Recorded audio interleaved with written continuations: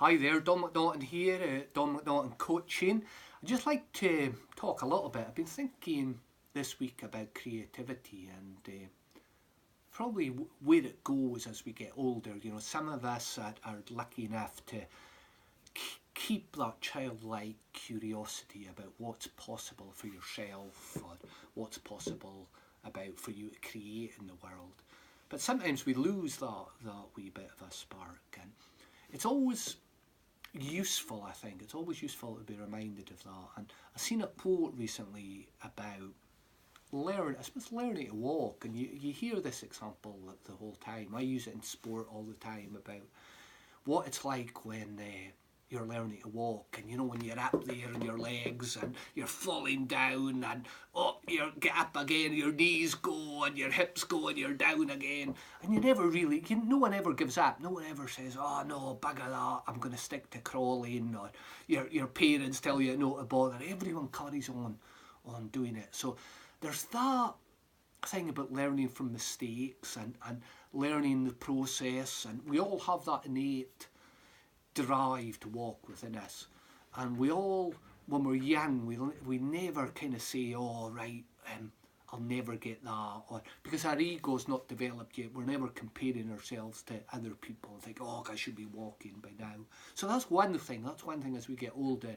Sometimes we stop ourselves doing things by eyeballing and looking at other people and thinking, oh, they're further ahead of me, or I should be doing this now, or I should be better than this now, and it stops us experimenting and trying different things. So that's the first thing. I want you to be aware of what would you do if it wasn't important you were successful at it. What would you have a go at?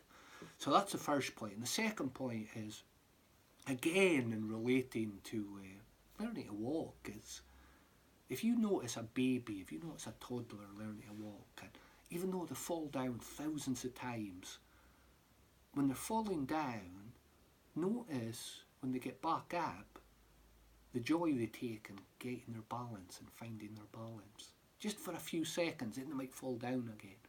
Notice the delight in their face, notice how their body looks differently.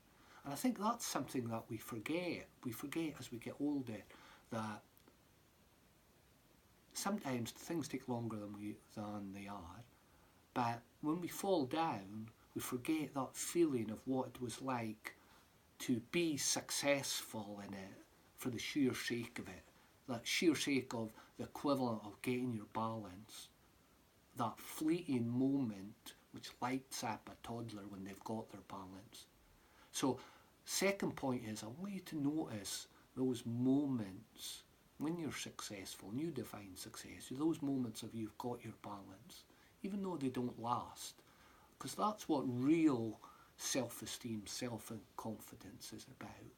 Knowing you'll get there in the end, getting back up on your feet and going again for another step. And those steps get longer and longer, your balance gets better and better, and your success grows. But they start from those little moments. So get in the habit of noticing those little moments of balance and how it feels in your body. So have a great day, and looking forward to talking to you again soon.